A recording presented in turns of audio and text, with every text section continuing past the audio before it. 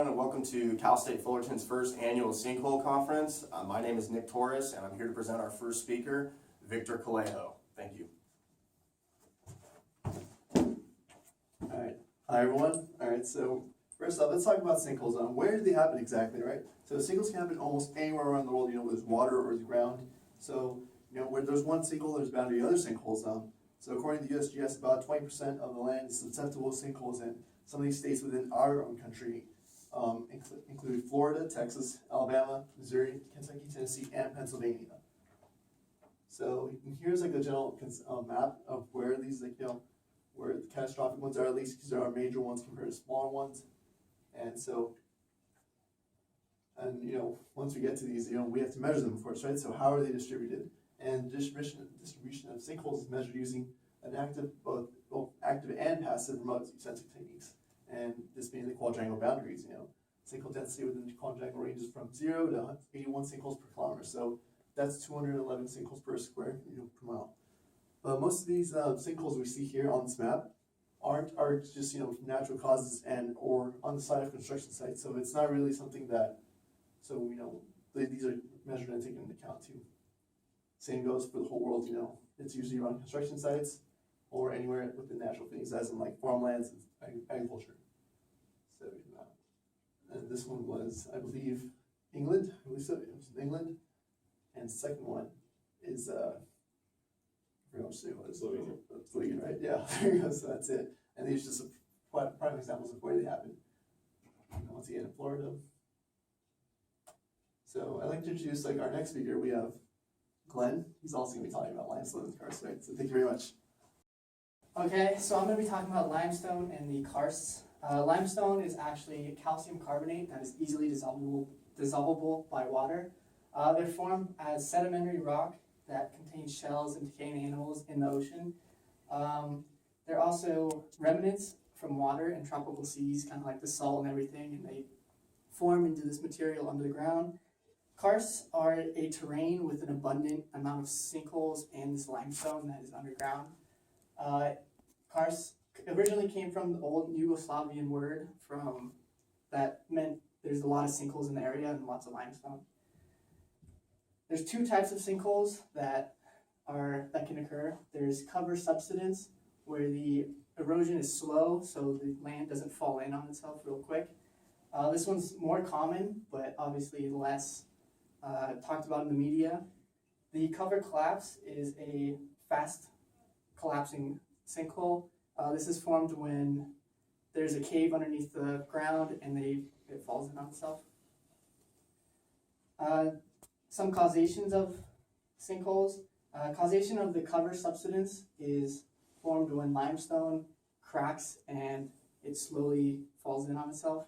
The cover collapse is when rainfall happens and there's seeping water. The water becomes acidic from all the vegetation, and it forms these caves that eventually collapse, forming the sinkhole. Humans do have a causation. They can have a causation from withdrawal of groundwater. There's no more foundation for the ground to sit on. And the warning signs, the ground can become uneven, foundation cracks in buildings, ground cracks in the ground, and vegetation can die because there's not any water that they're getting. Groundwater that humans take up can also have an effect because limestone is running off into that water. And next I would like to introduce Nick to talk about his section. Hi everyone, my name is Nick Taurus, and I'm going to talk to you about the solutions to sinkholes. Sinkhole solutions are harsh reality. Unfortunately, sinkholes are an issue with few true solutions, and the threat posed by this natural phenomenon continues to grow unchecked. The severity of these sinkholes is truly alarming, as the image of these large chasms and the path of destruction in their wake is certainly frightening. The various communities who live in the areas plagued by sinkholes face problems similar to those who have to live on America's west coast in earthquake country, or have to live in Tornado Alley in the American heartland. And although it's certainly disheartening that there seems to be a lack of solutions, in reality the problems posed by sinkholes are too serious to ignore, or making everyone should be reminiscent of the age-old adage, when life hands you lemons, make lemonade. And what's available? Fortunately, I was able to get an interview with one of the stars from Sinkhole Swallowed Alive, our very own Professor Matthew Kirby from Cal State Fullerton. And Professor Kirby informed me that there's 3 possible solutions for sinkholes, 2 of which are very expensive. The first is known as lift, and what lift does is it requires drilling down metal rods through the weak karstic landscape into solid rock. So it's kind of like you're striking for oil, except you're trying to strike for a firm foundation.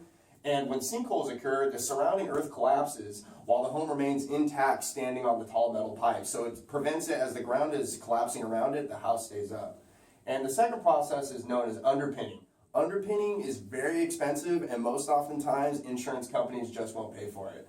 And the process is more direct and is considered a preventative measure for sinkholes, wherein grout is injected into the cracks of the home's foundation, which is beginning to erode, allowing the concave areas to be sealed.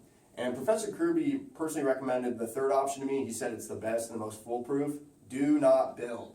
The presence of karstic landscapes around the world makes the possibility of somehow avoiding these sinkholes a total impossibility. And the cost and lack of techniques regarding preventative measures towards the sinkholes also makes combating sinkholes problematic and difficult. And just here's a couple slides. Here's the percentage of sinkhole claims denied from 2006 to 2010. As of 2010, 85% of all sinkhole claims in the United States are denied. Here's a picture of what lift looks like and how the metal rods are drilled down below into the surface to make sure that the house is supported. Here's a picture of what underpinning looks like. As you can see how wide and large that hole is, so they have to fill literally that whole thing with grout. And then here's a picture of what's called virgin land or undisturbed land. I just included that in there to highlight Professor Kirby's recommendation that we don't build on karstic landscapes. Now, that being said, I'm going to hand it over to Hannah Dodson regarding the economic and property developments from sinkholes. The agriculture in Florida is heavily dependent on the growing of strawberries.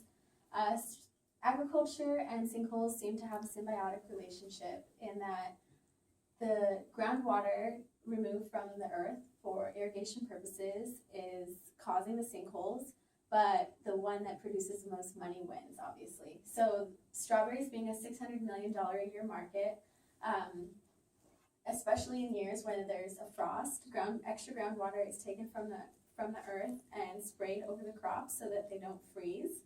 So jobs and the economy is stabilized in that way, but the sinkholes are the risk. Let's see.